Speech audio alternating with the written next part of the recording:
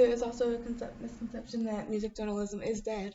Um, and there are a lot of publications that are cutting the music entertainment um, journalists and sections of newspapers. Um, but if you go to like Barnes and Noble, there's so many music magazines, and there's even some in like each individual genre has publications. Um, and a lot of the publications are now online, so there's even more online publications. And the internet gives voice to more people.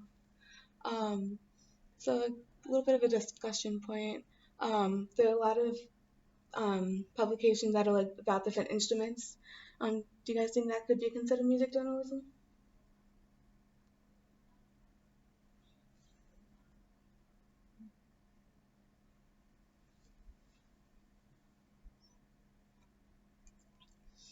Um, Something I hear a lot is that music journalists are just failed musicians who. This also comes after a critic gives a bad review. Well, that's sometimes the case. It's not always. Um, and a lot of music teachers get the same kind of criticism. Um, and even if they are failed musicians, they have a background in music so that they know how to approach music journalism. Um,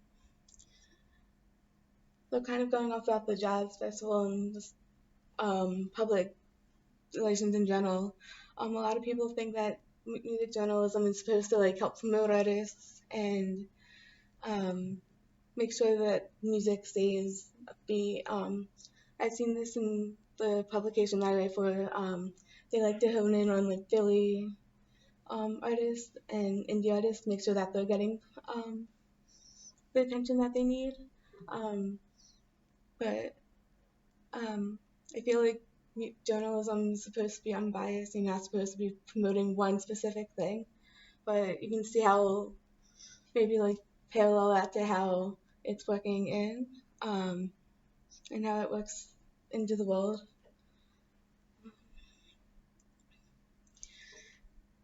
There's also a misconception that rock journalism is primarily male dominated, when reality is more and more women are starting to get involved, and just like women are up and coming in multiple fields. Um, and online journalism is giving everyone a voice, so people are um, able to have online publications. Um, and there, I was doing some research, and there was actually a couple of women only, including Where's the Trousers. They haven't really published anything since 2010, but I feel like since then a lot of publications have been more accepting of having women involved. Um, so that's all the myth. Did I miss anything that you think should be added? It's a myth that just. Sure. I'm sorry, just. Yeah. There's a myth that music journalism is a kind of native ad, and that Mm, it's oftentimes just a front to publicize yeah. artists or music, which I think it has merit Mm, because people pitch to journalists about their albums all the time. mm. So what get written is depending on the journalist. And definitely, I've seen that a lot with, get like emails like, this album just got released, and um, I was doing some research, and there's actually some um, articles put out by publications that are sponsored content, so that is actually a part of it. Yeah.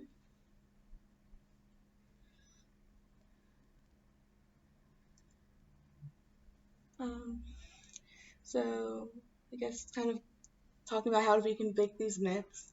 Um, Make sure reviews are honest. Or the job of the music journalist isn't to fluff up an artist, make them sound wonderful, and they might be, but you have to be honest about it. And um, also, we have to educate music journalists to make sure they know the best practices so that they know um, how to go about approaching different press releases that they get. Um, Also, another thing that I came across, a lot of times music journalists, when they're rating the reviews, they tend to make the reviews super positive, and they just use all these long strings of adjectives, and that's not necessarily the most useful thing.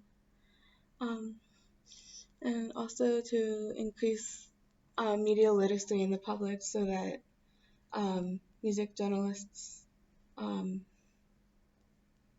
kind of understand what, so that they understand what music journalists do and what the purpose is.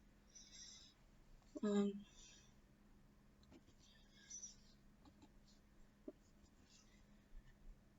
and that's all what I had. I would like to hear you guys' thoughts about music journalism. And,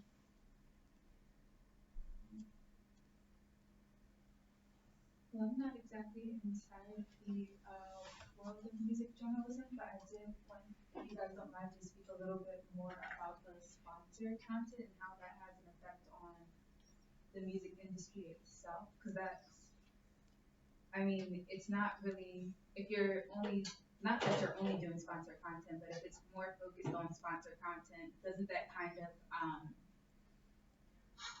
it kind of undermine the culture of music because then it's not the music isn't what's leading the culture, but just oh, this is a cool person, let's push this person because they paid us money. It doesn't really reflect what how music is impacting society because, like you said, music does impact how we live as a society and it can be used to move movements along and things like that. Mhm.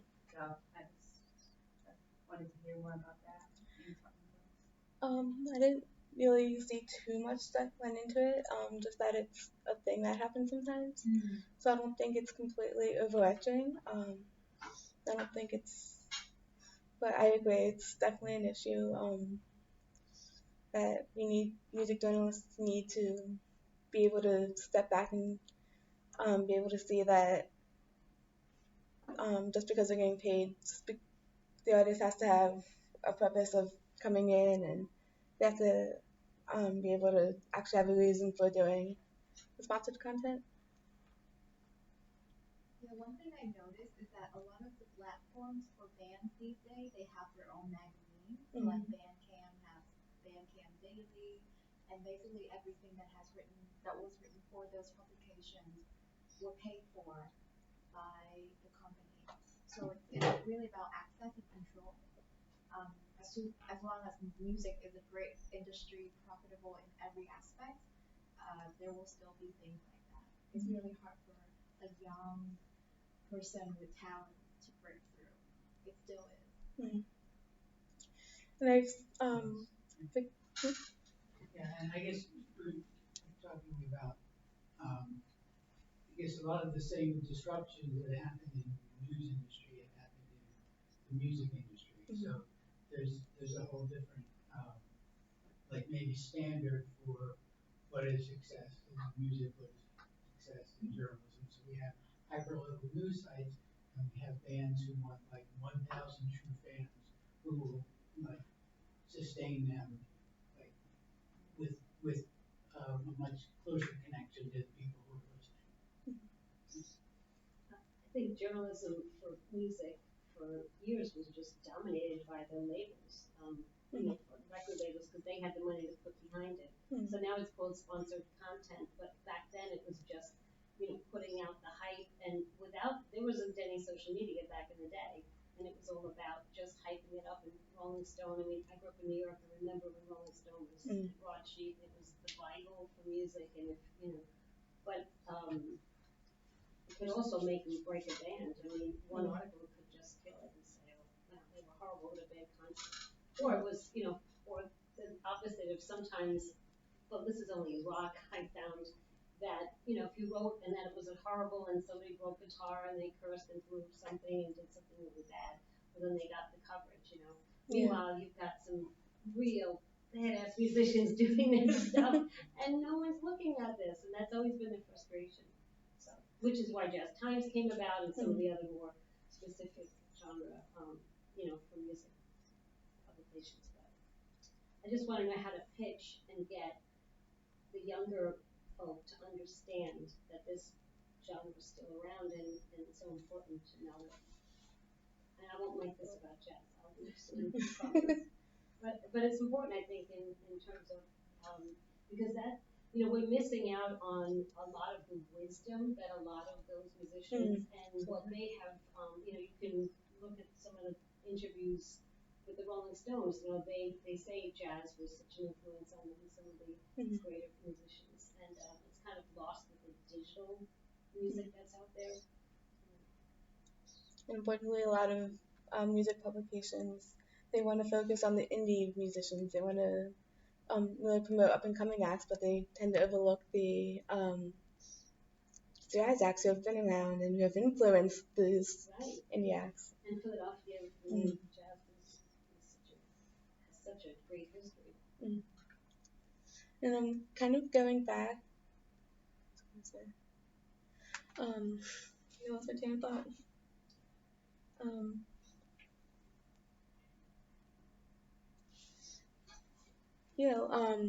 Definitely a lot of music publications. Oh, I know what to say. There was a study I found, and it was mostly focused on talking about the study that about album reviews. That if someone read an album review and it said this musician sounded angry, and the person listened to it after they read the review, they tend to think that. And if they listen to the music without reading any reviews first, they kind of went in with an unbiased view. Even if, like you said, if someone said, "Oh, this band was horrible," it's still press. They're still getting the name out there. And a lot of musicians still want the press, no matter. Yeah, good or bad. Was one of your myths that like music journalism was mostly criticism? But so I guess that's one you want to explore because you look around and I do see a lot more other forms. And I guess the form that I'm most comfortable with is like the preview rather than the review. And sometimes that's a lot easier to get a handle on. I don't know if that makes any sense, but it seems more accessible to like both the reader and to the writer. Is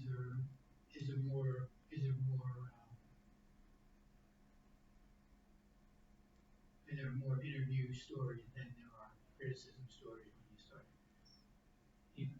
add it all up? Not necessarily. I didn't do the math of calculating how many there are compared.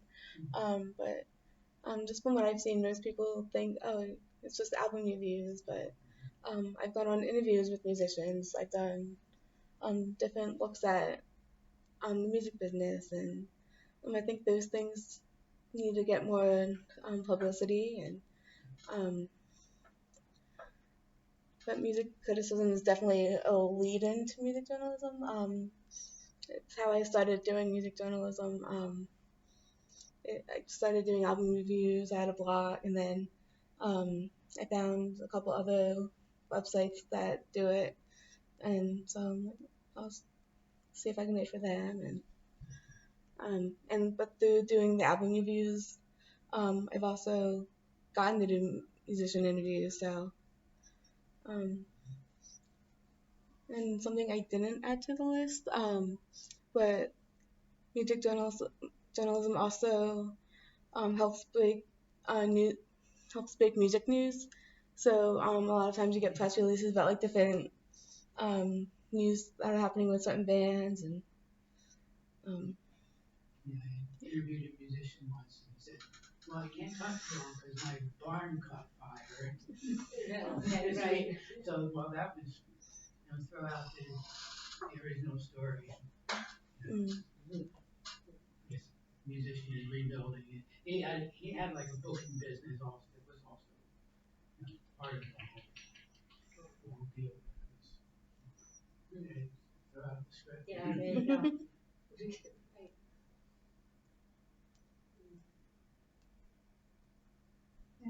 you've been pitching to millennials thus far?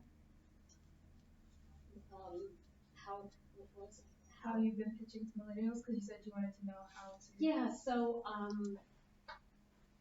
I've actually been trying to like go straight to Twitter and just direct Twitter things because I know that's what everyone's kind of reading and doing that kind of thing. So, and emailing and, if you get phone calls, that doesn't make sense. Nobody talks. So I think that's really what I've been trying to do more with social media. And it's interesting because there's a lot of musicians who are studying jazz in schools. And, the Philadelphia Clef Club, and I work closely with them. And I'm hoping that there's going to be a resurgence, but I think it needs to be a fair, playing field. And when I did the West Oak Lane Festival, of course, we got tons of coverage because it's 4 stages, 60 musicians, 3 days, nonstop music, and we had big names that were not jazz as the bait, like the OJs and Ashford Simpson, Paul Funkadelic, all those bands. And so they would come and cover those bands, and the jazz musicians were still like not covered. So kind of defeated the purpose. Yeah. Yeah, definitely going off of that, I think that a lot of times music journalists, they tend to focus on the bigger acts, but like you said, we need to focus more on the whole thing. And if a music journalist is going to cover an event, they have to kind of take an event, the whole event of what's going on. Well, if you look at music journalism in Europe, for instance, it's a whole different, it flips, I've had jazz musicians that I've worked with, they'll go over to Paris, for instance. I mean, that's always been.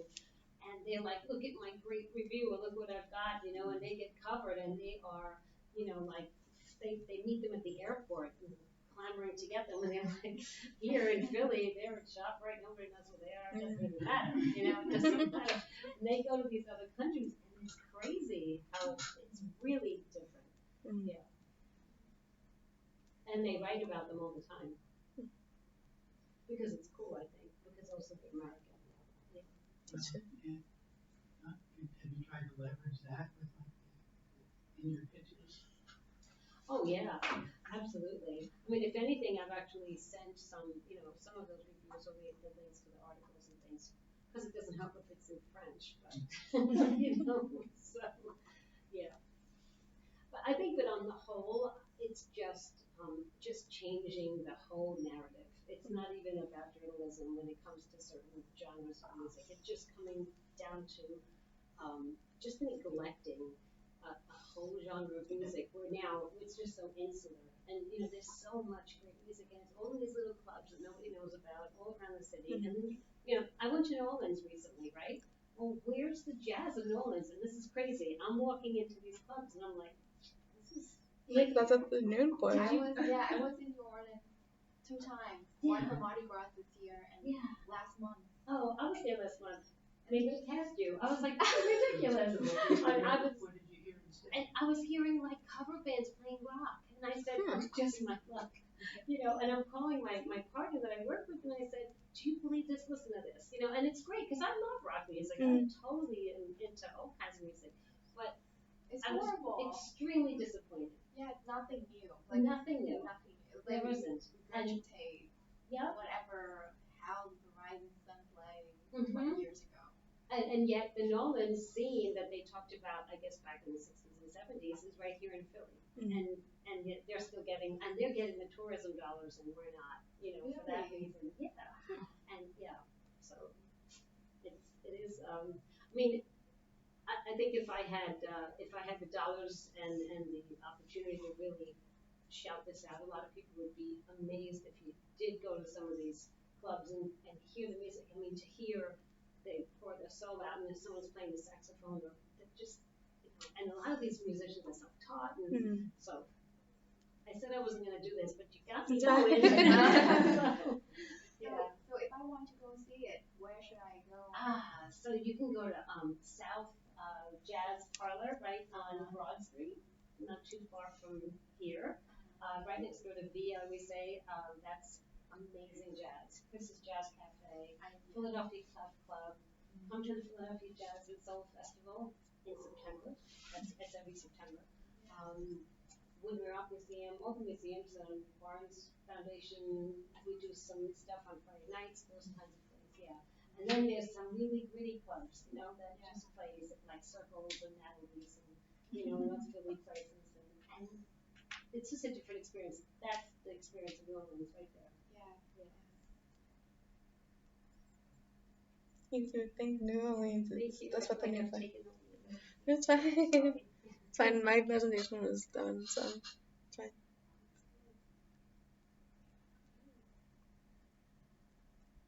I don't know what else to add. So we're done. Okay, all right. Thank you. Yeah.